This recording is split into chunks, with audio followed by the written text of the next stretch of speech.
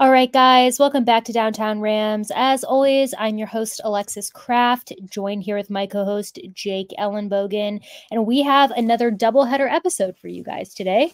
We are going to recap our win over the Cleveland Browns, which we won 36-19 this past Sunday, and preview our matchup against the Baltimore Ravens in Baltimore this upcoming Sunday. So we've got a little AFC North doubleheader tonight. Jake, so let's start with the game that we already played against the Cleveland Browns in Los Angeles, which we won 36-19, as I mentioned already. Jake, this was a game going into it. You and I were pretty confident we would come out with the W. We felt that the Rams had the positive momentum. The Cleveland Browns were also really beat up. I mean, they were missing a lot of players. The best player they had on the field was Myles Garrett, and he was injured, so he wasn't even in there as much as he normally is. So we just felt good about the Rams going against this team. It started off a little shaky, but as the game went on, I felt like the Rams picked up, and I feel like we had a classic McVay moment when he changed the game plan in the second half. It just felt like he got back to the run game and things took off from there. So, Jake, what do you think was the sole factor that really pushed the Rams to get this W against Cleveland? Yeah, I think a lot of it comes down to the fact they stayed balanced. Cleveland wanted to take away the deep shot, and the Rams still got a deep shot out there. Tutu Atwell, forced a pass interference call, but for the most part, and we're going to talk about it later on the show with the Ravens. For the most part, I mean, that's really the Browns' game, is that they're not going to let you throw deep with that secondary. And I know Denzel Ward was out and gave him that option, but I still think the game plan was, hey, we've seen what the Rams want to do. They are trying these longer developing plays and are trying to go deep down the field. And, the Browns are like, we're not going to have it. And so the Rams did something that we were hoping to see, use the short passing attack, the intermediate portion of the field. And I thought they did a really nice job. And this is something that I had pointed out, going into that game, that Russell Wilson really attacked the intermediate part of the field against his Browns team a week ago. Had a lot of success, over 100, I believe it was 120 passer rating when targeting the intermediate part of the field. I thought Stafford was Stafford. He missed a couple throws, sure, if we want to be nitpicky, but I thought he was really good. That's 7 touchdowns, only 1 interception in the last 2 games, and 8 for 2 if you want to go 3. Kyron Williams had his first real test against a stacked box. Not the whole game, but they definitely, unlike other teams, they definitely respected Kyron Williams and the run game a little bit more this time than any time we've seen this year. Williams it was over 10% of his carries against stacked 8 plus guys in the box. I mean, could be 9, could be 10. I don't have that information. That's according to NFL Next Gen stats. But I just think, the Rams did a really nice job on the offensive side of the ball, just really calling a nice game plan, just attacking the Browns. And then on the defensive side, I mean, I know they gave up that first drive against Joe Flacco, and everyone was just like, this game, this is a joke. How are they? Joe Flacco can still spin it. And I'm not going to lie, he might be one of the top 25 best quarterbacks in the league, which honestly pushes a bigger question out there. Why are teams allowing guys like Joe Flacco, Carson Wentz to just sit there, on the free agency wire, like all year? The Jets had Joe Flacco last year. He's still available at this point in the year, and they needed a quarterback. So, I thought the Browns were smart to pick him up, gave him way better of a chance than Dorian Thompson-Robinson would have. He was impressive, Alexis. I'm not going to lie. Guy can still really spin it. I think people forget how good he was before he had the back issues and before he tore his knee because he tore multiple ligaments. I just think people forget that, but the natural arm talent is still there, and you saw that. And I thought the Rams, while they gave up that drive, the touchdown, everyone's upset, I thought they responded really well on both sides of the ball. I agree. And I mean, let's start with talking about the offense. I mean, offensively, 4 touchdowns. Great feat. 3 receiving touchdowns, Cooper Kupp, Puka Nacua, and DeMarcus Robinson. A rushing touchdown for Kyren Williams. And I thought that everybody in the offense played very well. Like you mentioned earlier, there was some moments I think Stafford had that weren't great, some missed throws. But overall, I mean, 3 passing touchdowns, great day. Loved what I saw from all of our receivers, especially Puka Nacua. I mean, what a touchdown. He did it in fashion too, because that's when he broke the 1,000-yard receiving mark with that touchdown. That speed was gnarly. Yeah, I mean, just a great play, and adding the record into that is just great. He did get injured, and he is back at practice, so all good there. It was scary for a little. He came back into the game, absolutely just toughed it out. Just was an absolute warrior. Definitely, I think, a legendary game for Puka Nacua for the rookie there. And I think, and we're going to talk about going forward when we recap or we preview the Ravens game, but I am interested to hear your thoughts later on about if you think they're going to continue doing what they did with the offense next week like they did this week.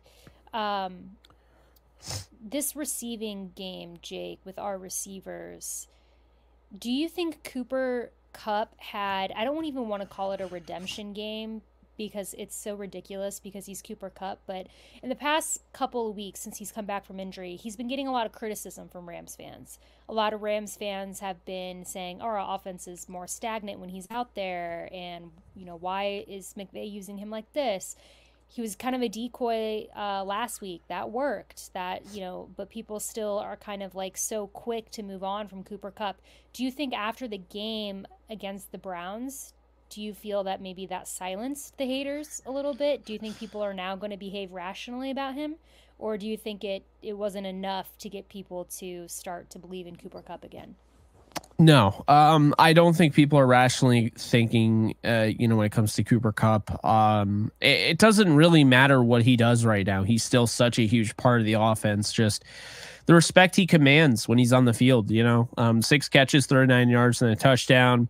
It's better. It's not what you're used to, but I don't think it's going to get any different this week because, we got some heavy rain likely to be, in Baltimore. But look, I don't really look at the Rams where they need like this traditional stat line where you have a 120-yard receiver here, 80-yard receiver there. It's been all hands on deck. However, you can get points on the board, you're going to do it. And another thing is, in the passing era, we've seen it. I mean, you'll see 200-yard receivers. We saw at the beginning of the year.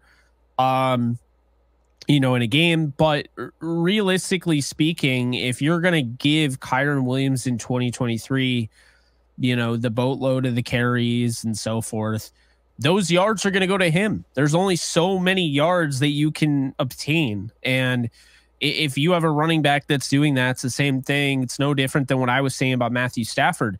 His touchdowns are low this year because they're running the ball more in the red zone. And, Kyren Williams is actually capitalizing on it. And so, that also has a factor into it. So, just looking at it, I know the top 3 receiving wide receivers in receiving this game, Nacua, Robinson, and Kupp, all 3 had touchdowns.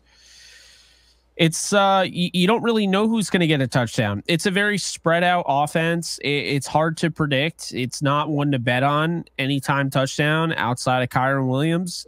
People still fall for it. I mean, Tutu Atwell was 2 weeks ago. I think he was leading the team in touchdown receptions. Now I think it's a tie, but yeah, it's just really what it comes down to is that, the Rams are kind of like the hot hand.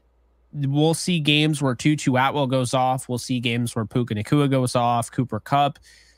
This is going off in terms of DeMarcus Robinson. He was barely out there. I know. And he has 4 catches, 55 yards, and a touchdown. He's getting ready for that revenge game against his former team, the Baltimore Ravens, this Sunday.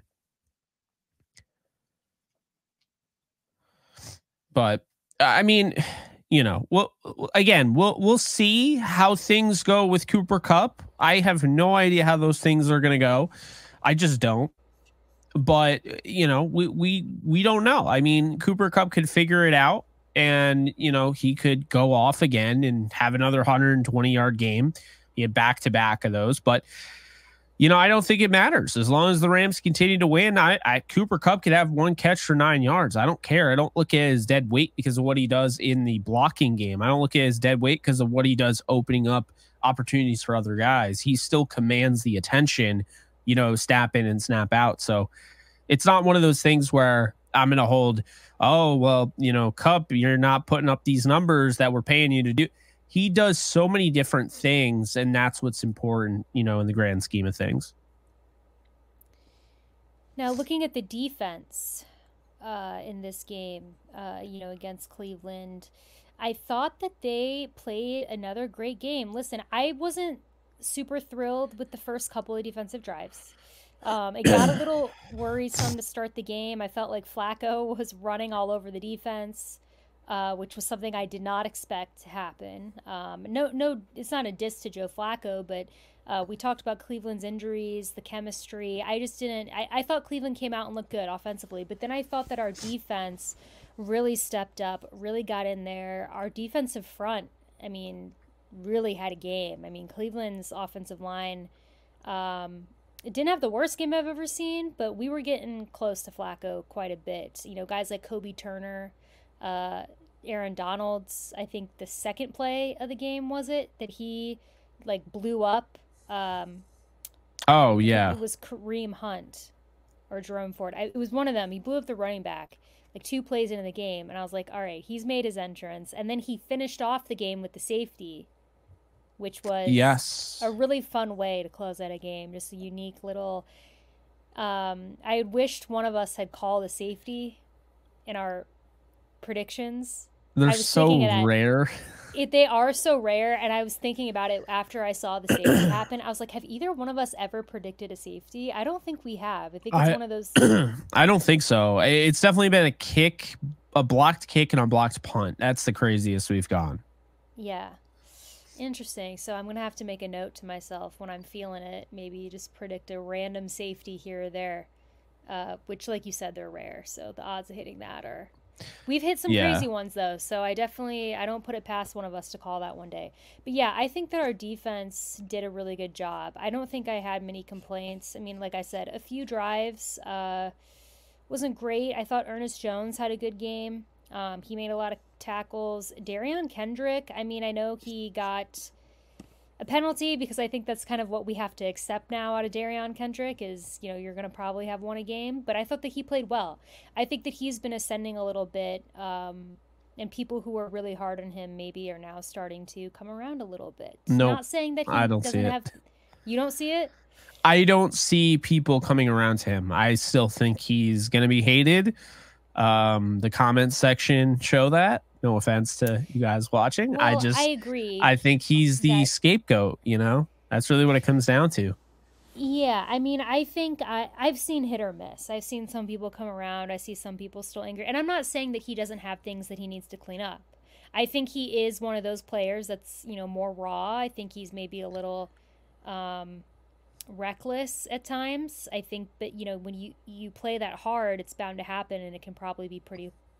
You got to control. You got to, maybe is the best word I'm looking for. Get it under control. He definitely has moments where he makes some dumb penalties, but he's been making up for it, I feel like, in some pretty good play when I watch him going one-on-one with receivers. I mean, I still think Witherspoon is the unsung hero of that secondary. I think that he's been playing very great and doesn't get He was targeted season high 10 times, only gave up 3 catches.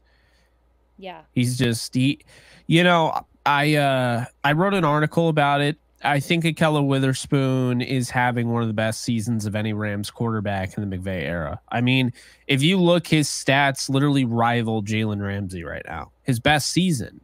So, you know, obviously a little bit different. Jalen Ramsey was constantly traveling and, you know, shadowing the #1 receiver. Ahkello doesn't quite do that. But to see the philosophical change where now Ahkello's kind of out on his own, doesn't always have a safety over the top, it really shows you how much trust they have in him. And, You know, it kind of goes back to what I was saying about, DK. I think I get it in the heat of the moment. You're watching the game. It's easy to get emotional. How do you give up that catch and so forth? But you have to understand, cornerback position ain't easy. And it's probably one of the most thankless jobs, to be honest with you, because if you give up a catch, see, it's not realistic to expect that these corners aren't going to give up a catch to these receivers in the passing era of football. It's not. And what I noticed, especially like on tape, is like with Akello, people were wondering like, hey, why did he give up the inside release? Akello is still bailing a little bit because he's playing the deep ball and it worked for the most part, but you're going to give up a catch or two and that's okay. That's okay.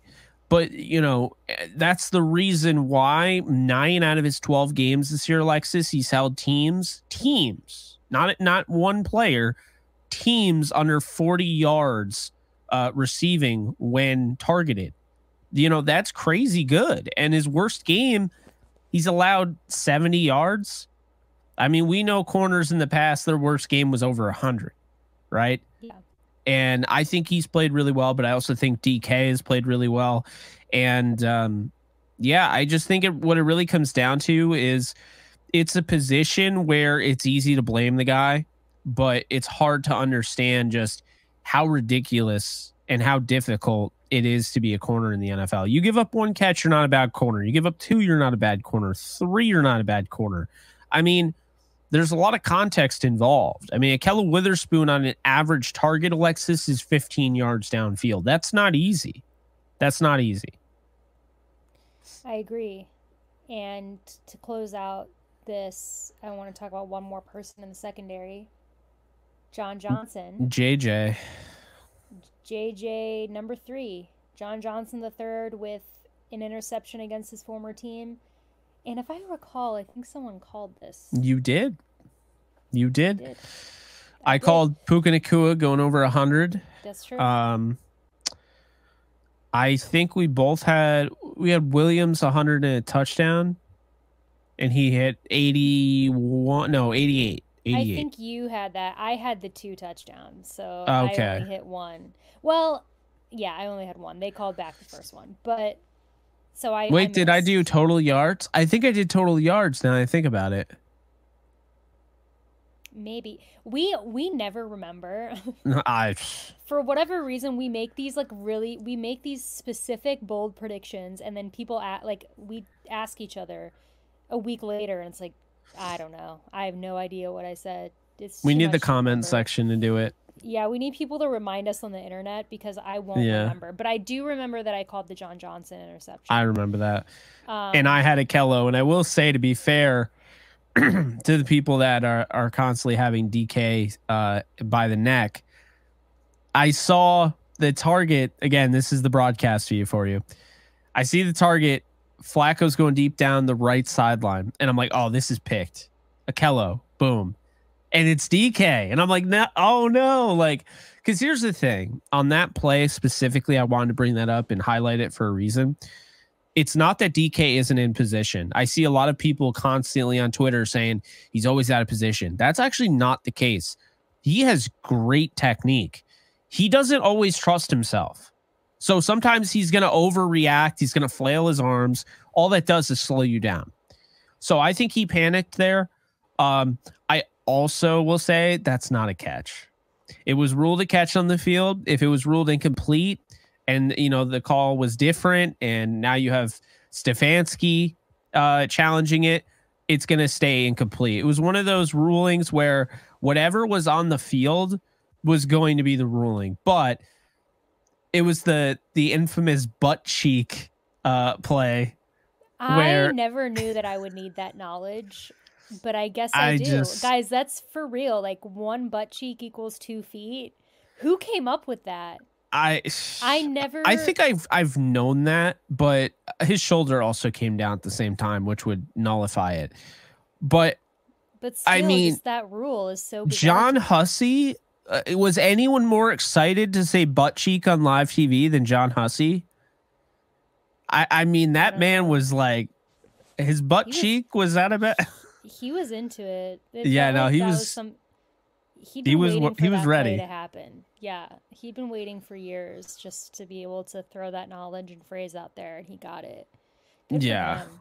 Yeah, I mean, I give that guy a lot of, crap and everything because I don't like NFL officiating. I don't think that's lost on anybody. I think you know that. But to be fair, John Hussey, he did, and I want to point this out because he deserves some respect here. I found this out. I thought this was cool. He helps rescue animals when he's not a ref. He has his own foundation called Cuddly. So he founded that. So there you go. See, John Hussey's not a bad guy. NFL officials are people too. Some of them. But I remembered that. So I gave John Hussey a lot of crap on Twitter. I wanted to throw that out there. No, that's cool of him to do. And thank you for sharing that with us. Yeah. Now we're going to transition into previewing the Ravens game. But before we do that, guys, I feel, and I was telling Jake, and Jake's like, why are you bringing this up? But like, I feel so creepy having this.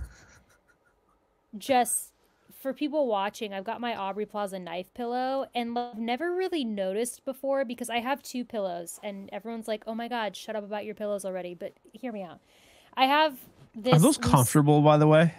Yeah. I mean, I don't use them to like sleep on. I mean, these are like decorative, but I lean on them during the show. It's comfortable. This is Lucille Ball and Betty White. Yeah. I mean, my mic. People only see Aubrey, and so it looks like to the casual that I'm just sitting here, like trying to make it seem like it's just like me and Aubrey Plaza hanging out on the couch. And that's not the case, but that's the way the camera frame is. And she happens to be holding a knife. Well, I remember I used to have Michael Myers highlighted with the lights. And then I was like, you know what? That was creeping out the audience. So I'll just have him in the dark. I need people to know if this is creeping them out. It will not change what I'm doing, but I just want to know. Like, it'll give you peace of mind knowing that you're creeping people out. It will actually make me dig, because there is another pillow that is coming in that I oh my God is coming in. It's still coming in. It has not gotten here yet.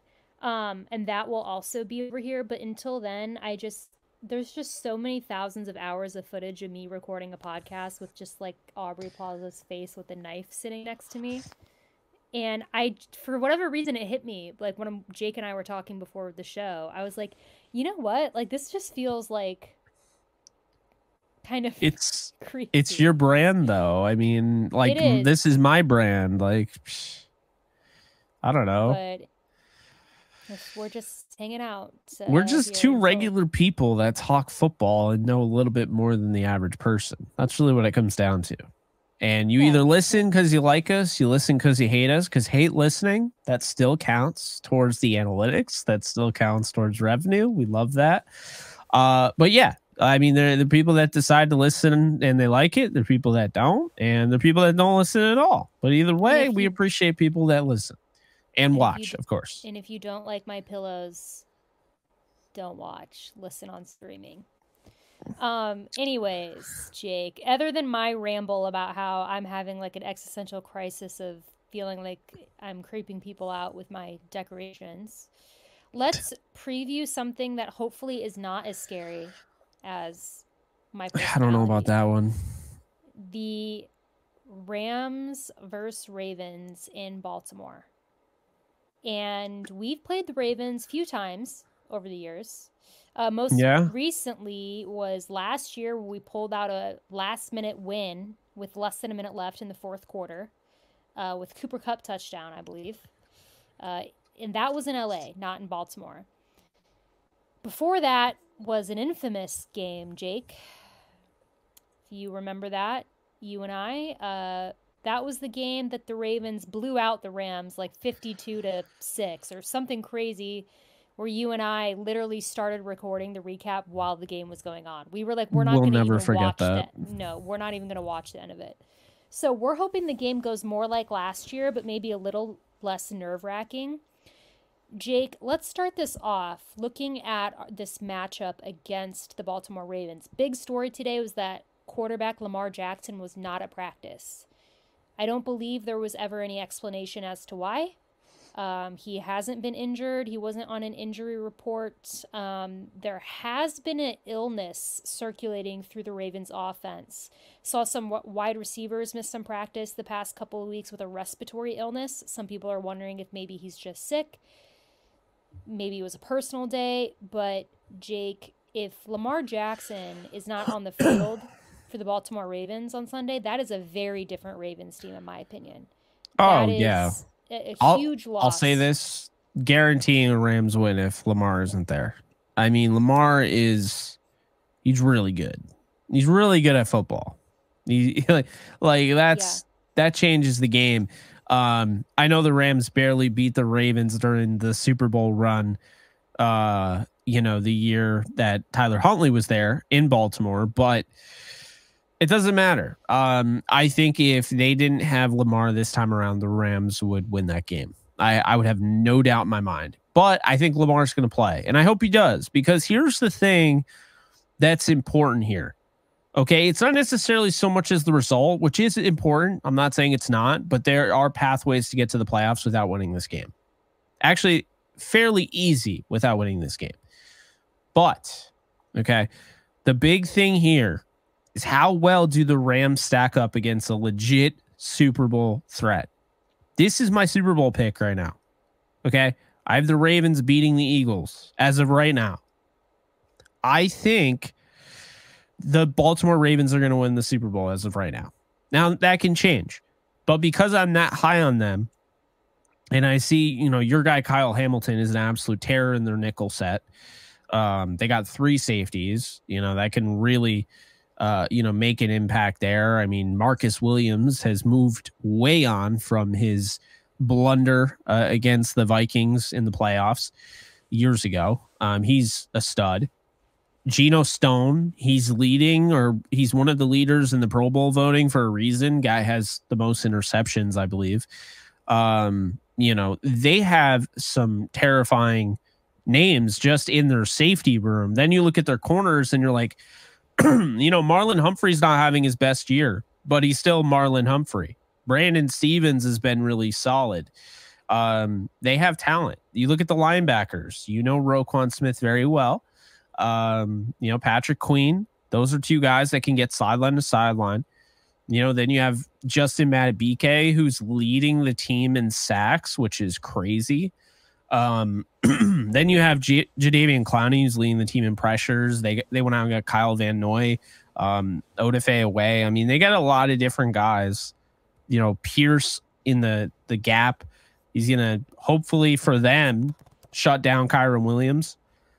It's a lot to handle. And so I feel like this is a true test, a true barometer as to where the Rams are in accordance to the rest of the league. If they come out, even if they lose this game, if they play this Ravens team tough on the road and they respond the right way and they're in this game and they have a chance to win at the end, say they lose by 3, by 4, whatever, like that still tells me something. Okay. If they win the game, I think the conversation needs to shift here from the Rams making the playoffs and more like the Rams can play spoiler in the playoffs.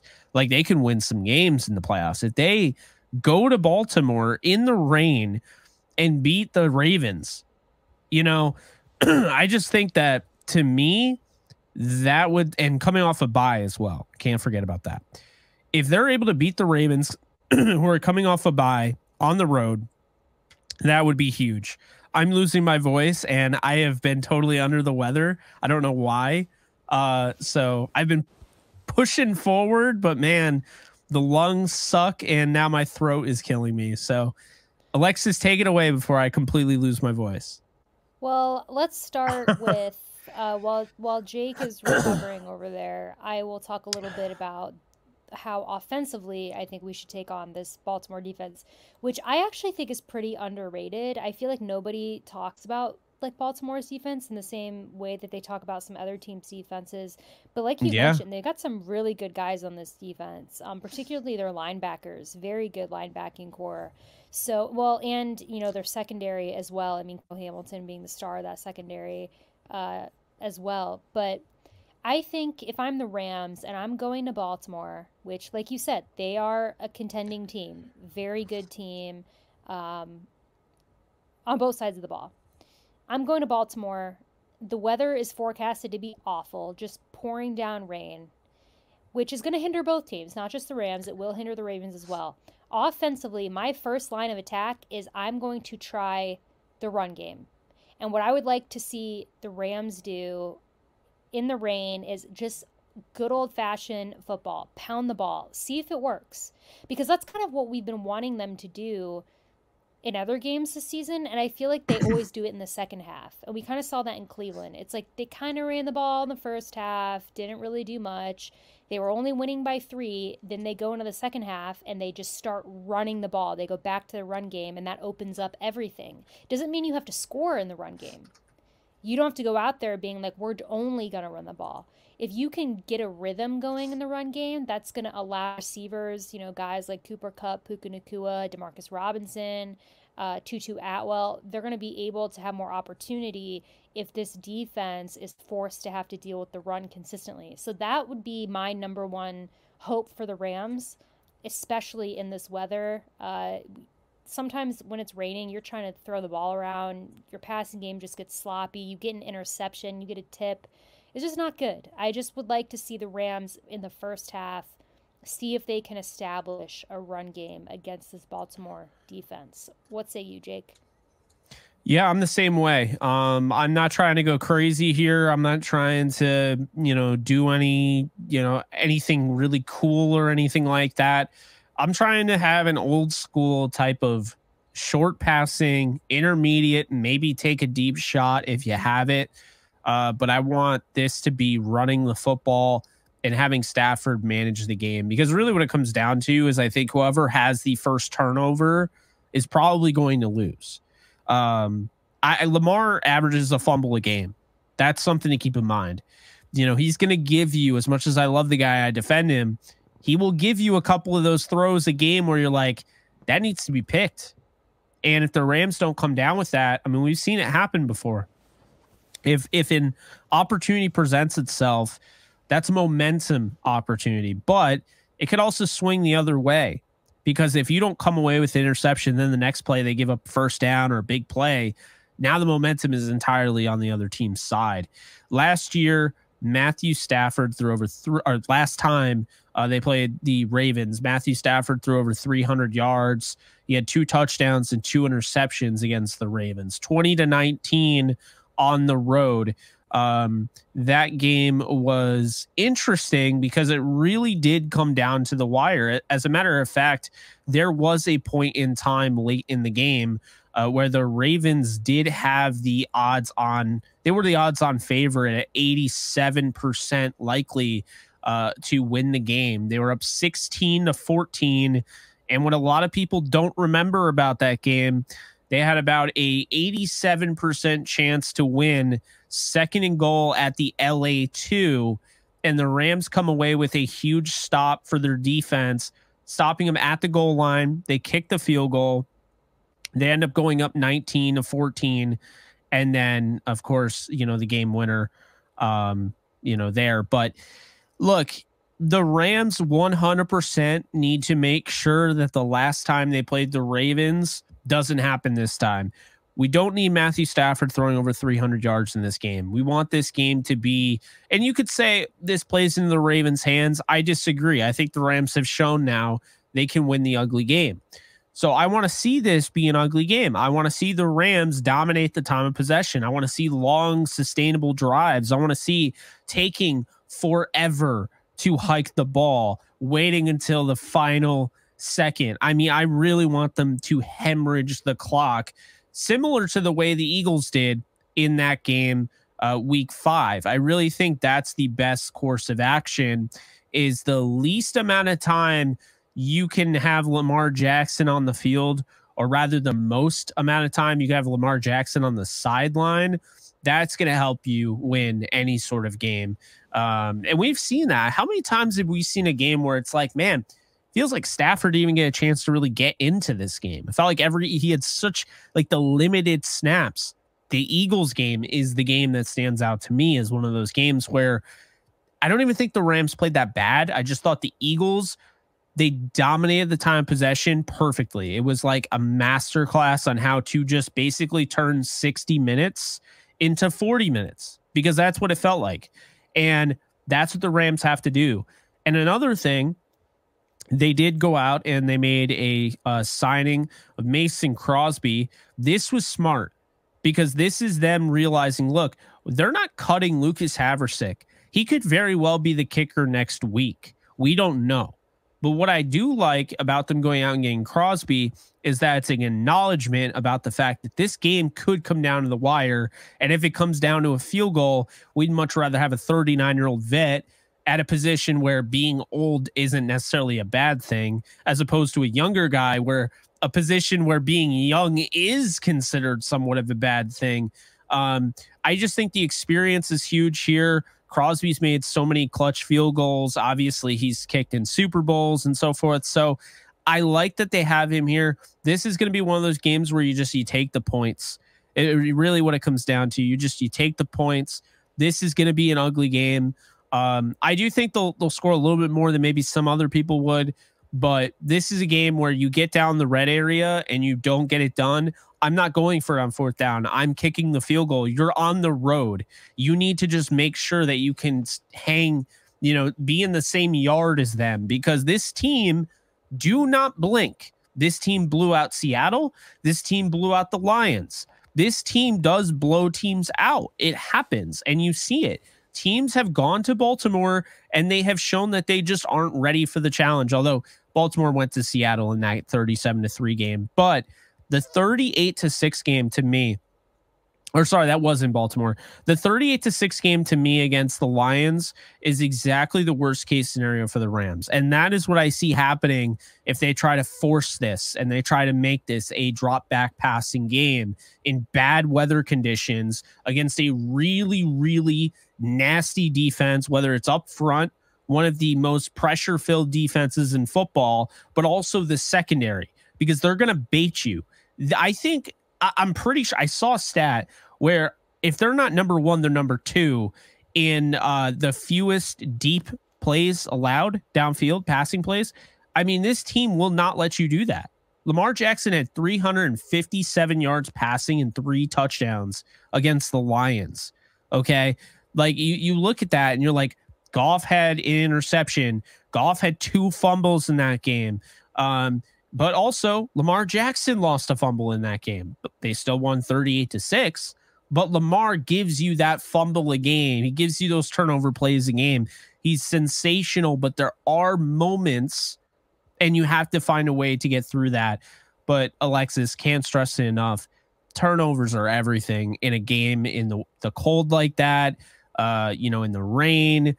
The Rams haven't played in this type of environment in a little bit. And I think that's really what it comes down to. So just something to keep in mind. I mean, the Rams played the Cardinals in Arizona.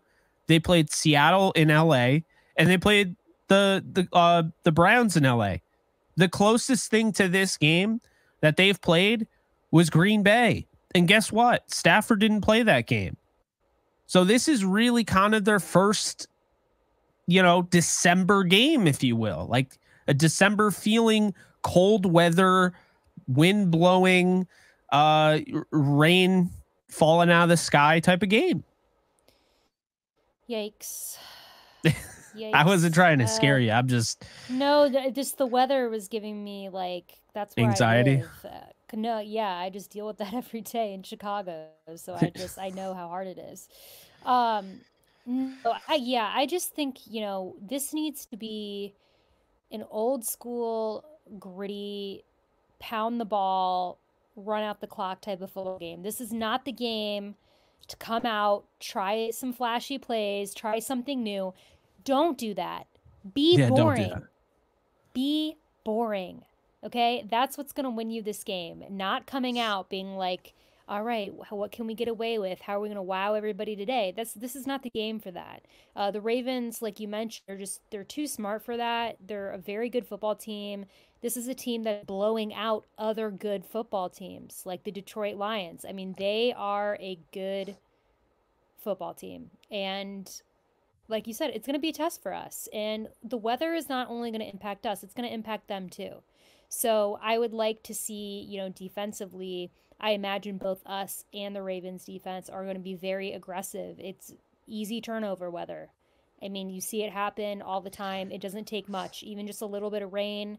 Somebody slips, the ball drops, interception, tip pass. So, yeah, I think that the best game plan going into this game for the Rams can be slow it down, run the ball, don't overthink it, which I hope they don't, but that seems to always happen with the Rams. Don't overthink it and let the fans be bored a little. I want to be a little bit, I just want to see the same. They could run the ball every single play, and if they would win the game, I would watch it. I don't care. I just want them to be careful, and I don't want them to get pass happy and start throwing 3 interceptions to Kyle Hamilton and Geno Stone, more likely. Yeah, Geno Stone. That's true. Geno Stone. That dude is a ball magnet. I think he's got 7 on the year. He's been so good 7. He's like isn't he leading the league in interceptions? I don't have that. Yeah, it's him or it's the guy from Dallas, Bland.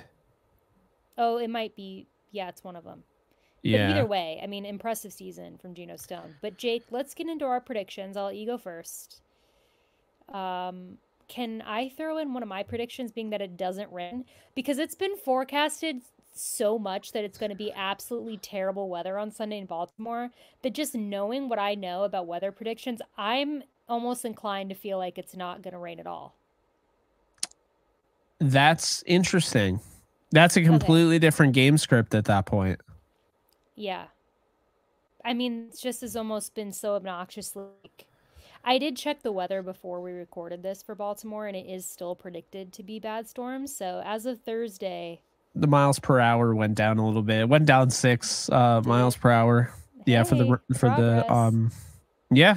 All right, yeah. Well, maybe I'll throw that in with my predictions. But Jake, what do you think's going to happen? What are your bold predictions for this Sunday?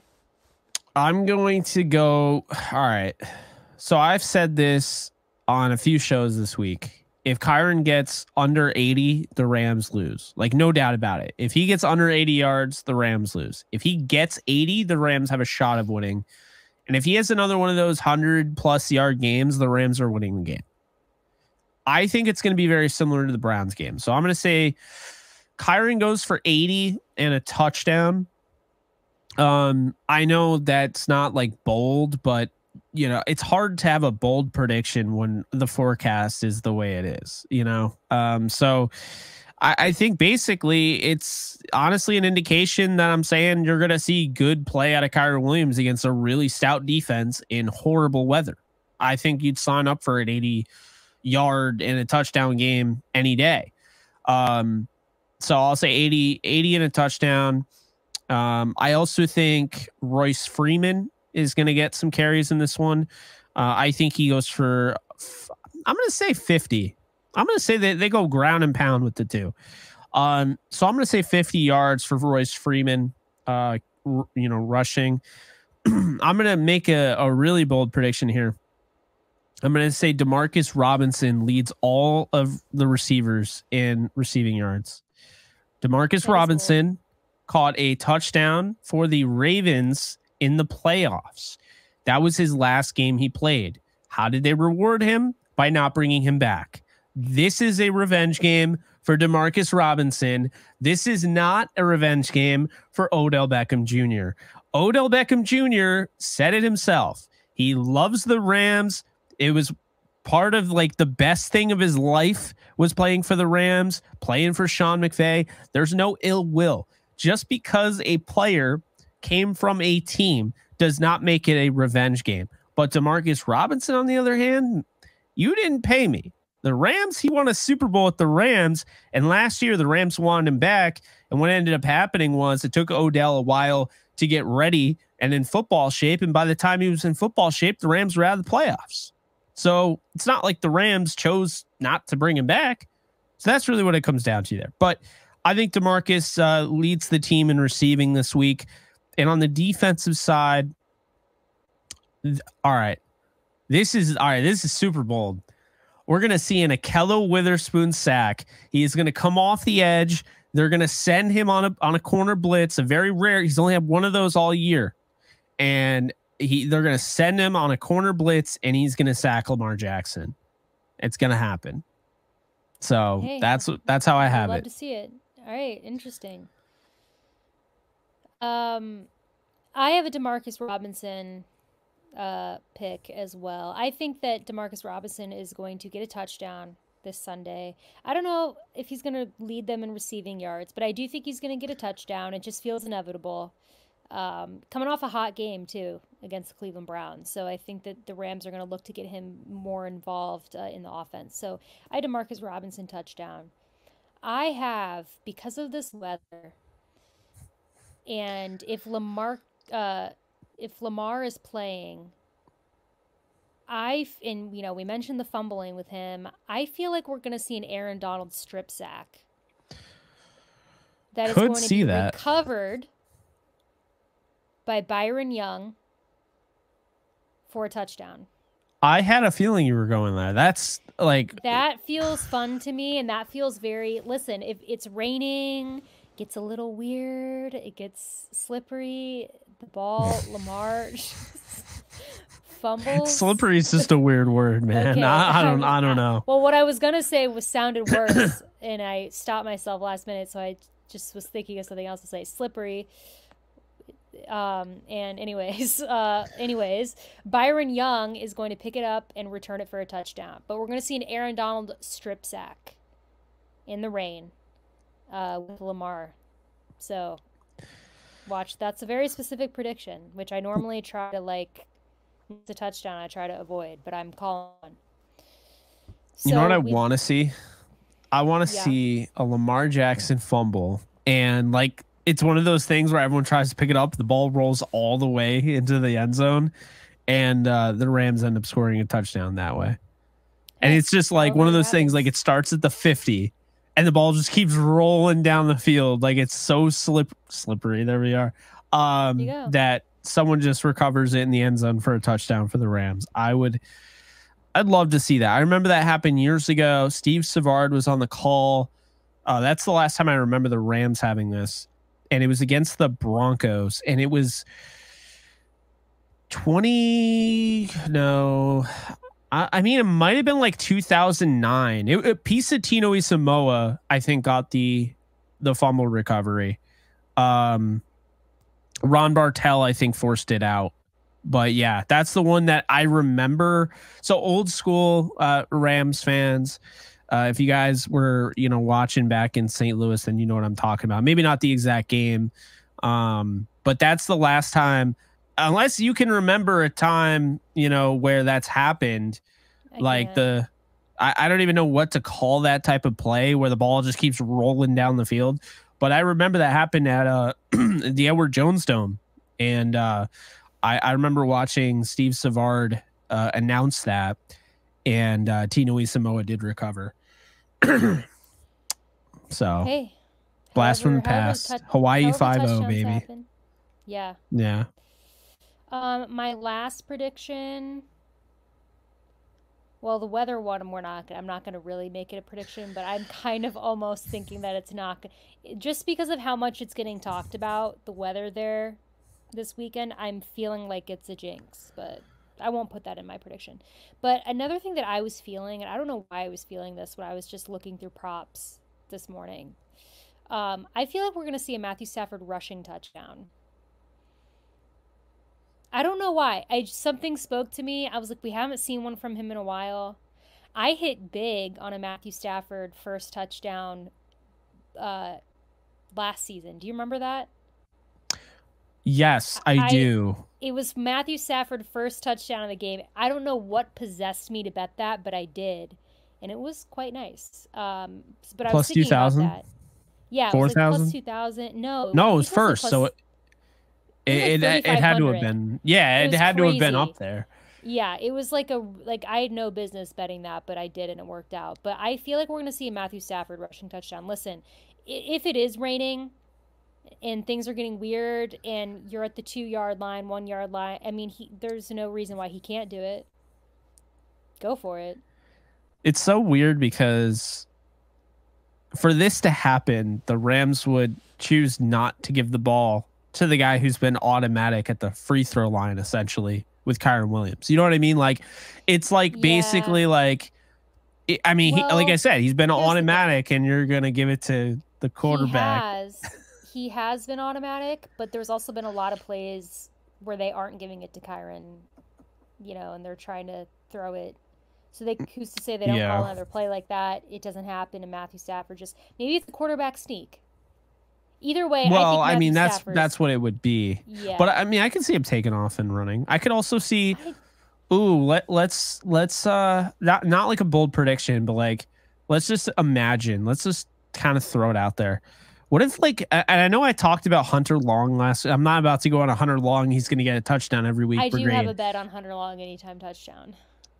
But what about Davis Allen?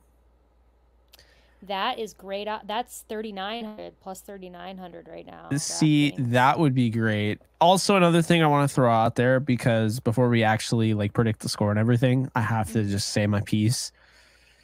So the Rams, this is how unfair the NFL is. The Rams played the Packers without Stafford. The Rams played the Steelers with Kenny Pickett coming off a bye. And the Patriots get to play Mitch Trubisky. Now, I don't even think the Patriots fans want to win this game, right? Like they don't, right? I mean, they're what, 2-10? They want to tank for the #1 overall pick. But they're up 21-3 right now. And you know who has two touchdowns? You know who has 2 touchdowns for the Patriots? Hunter Henry, who you probably bet on. I didn't. I bet on Pat Freiermuth.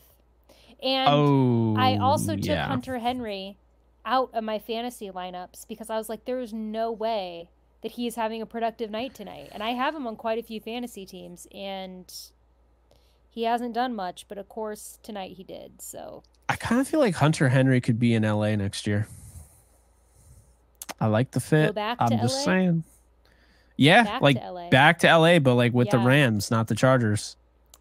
We'll see. I don't know that he's I don't even know what type of contract he has, honestly, because he hasn't been in New England that long. What's his second season there? I think he's a free agent after this year. Oh.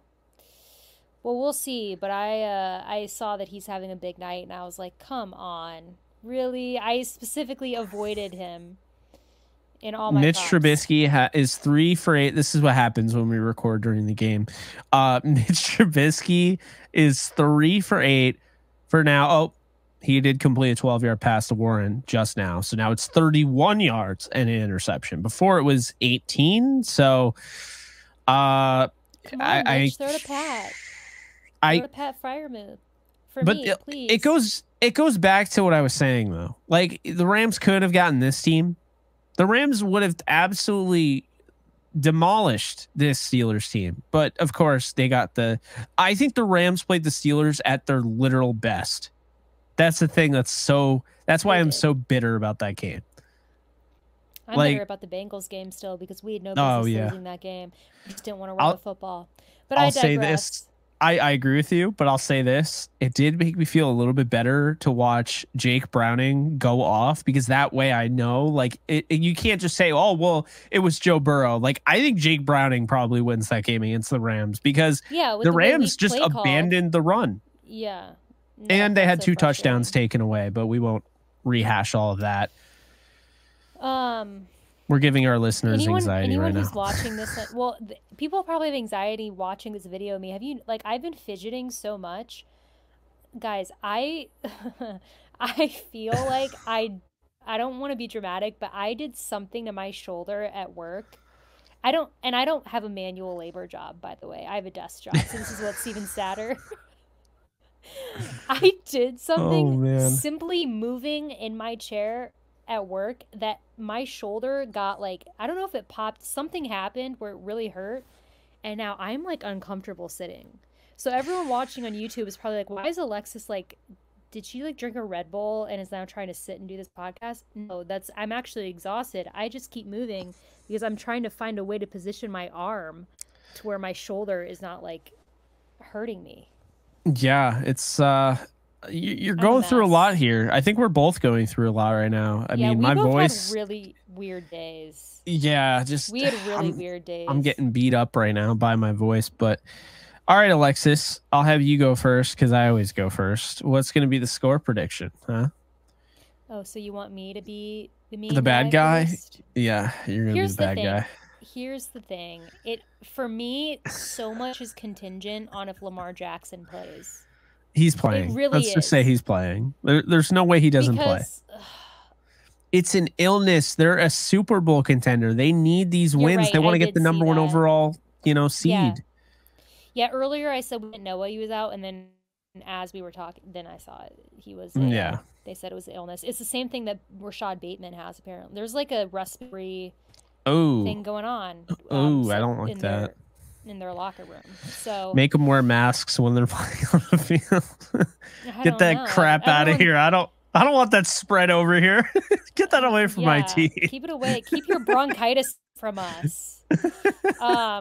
No, yeah, like everyone's got bronchitis apparently over there. So I'm gonna say, guys, I gotta go with my gut. Okay, I have to be honest because whenever I say the Rams are gonna win and it's a game that like a lot of people always call us homers. They always say that we're not true to ourselves and whatever. So here's my honest, realistic prediction. This is not what I want to happen, but this is what if I had one shot at $5 million to accurately predict what's going to happen, I would say the Ravens are going to win this game 24-17. And that is my prediction. I don't like it. It brings me pain saying that. I'm already, as I'm like flexing my shoulder that's like dislocated somehow. No, I really don't like saying that. And I would not be surprised, again, I think if the weather is as horrific as the Baltimore Ravens fans are saying it's going to be and what the weather is forecasting, anything can happen. When it gets weird like that, you don't know what's going to happen. Anything can happen. But I'm just going based off of this Ravens team. I just think they're good and I like them. Yeah. I do. I feel they make me scared. And I don't think that there's any reason why the Rams can't, the Rams are definitely underdogs. I don't think that's a secret. You look at all the betting, you look at analysts, whatever. I would not be entirely shocked if the Rams went in there and won the game. We go for accuracy and realistic predictions. So that's what I'm thinking. Jake, what say you? Yeah, I feel like last time I'm like hiding in shame. I'm like over here. I know. I mean, it is what it is. I've only picked the Rams to lose once this year, if you really think about it. Picked them to lose the 49er game. And they played really well and they had a shot to win that game. I gotta say, I will not be surprised no matter what the result is. I could see the Rams going into M&T Bank Stadium and just like really the coaching staff and having, the experience and the top heavy guys on the roster be these leaders that can come out and just set the tone, win this game. And all of a sudden we're talking about them as a legit Super Bowl contender. And I think that's how important this game is, because if the Rams do win this game, depending on how it's done and everything, like as long as they come away with the W, like we're talking about this team in a completely different light. Right now they're 3-3 on the road. Okay. They're 3-3 at home. Something has to give. The Ravens are 4-2 at home. They have lost to the Colts and they have lost to the Browns. Two teams the Rams beat. They barely beat the Arizona Cardinals in Arizona, a team that the Rams eviscerated. I mean, so look, I think the Ravens win this game 24-20, but I not for a second would be surprised if the Rams pulled this off. This is not me hating on the Rams. I think they're going to be just fine regardless of this outcome. I do think a win against the Ravens, I don't see them losing another game the rest of the year if they win this game. If they win this game, they're going 11-6. They're winning out. If they win this game, it shows you that Sean McVay and coaching is just even more important than maybe you and I realized. Because they have talent. I'm not trying to say they don't, but this Ravens team has so much talent. They have so much depth. Their nickel look is disgusting. To be able to just have a player, like Kyle Hamilton, just roam around while you have a 7-interception Geno Stone in the back end with Marcus Williams and Marlon Humphreys having a down year, but it doesn't really matter because your pass rush is one of the top 3 in the league. This team is disgusting. So, and we know what Lamar Jackson can do. So again, 24-20. I think it's going to come down to the fact, the Rams will have a shot at the end, but I think it's going to be on that final drive. I think the Ravens will be able to get that final first down, pick it up. Rams run out of timeouts. They run out the clock. I think the Rams will be in this game, though. I think they'll be in this game. I think they'll have a chance to win. I think the Ravens just have a little bit more. Plus, they have the benefit of playing at home. If this was in LA, I might actually choose the Rams. And like Ravens fans don't travel that bad, but I still feel like the Rams would be fine. They'd be able to have the vocal cadences and things like that we saw against the Browns. But this one is going to be loud because, look, I'm starting to notice it, Alexis. There's some hype starting to build around the Rams.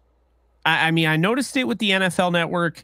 A couple of analysts were saying how this team feels like a team that's not just a feel-good story. They get blown out in the first round of the playoffs. Like, this team can do damage. And now they're starting to get talked about. And now it feels like Ravens fans are starting to respect them a little bit more as well. This is going to be a huge game. And like I said, the Ravens need that number 1 seed. They need the road to the Super Bowl in the AFC to run through Baltimore. And the best way to do that is take care of business against the Rams on Sunday. And I think they do 24-20. Well, guys, you heard it. Jake and I, similar predictions. Sadly, predicting Ravens win. Jake 24-20, me 24-17. But as always, we will be rooting for the Rams and hoping that we are wrong. And we will find out in a couple days when the Rams take on the Ravens in Baltimore. But guys, that's going to do it for us. As always, if you like what you hear, please like and subscribe. You can follow me on Twitter at Alexis Kraft. You can follow Jake at Ellenbogen. And guys, we'll be back soon. But until then, stay safe, take care, and go Rams.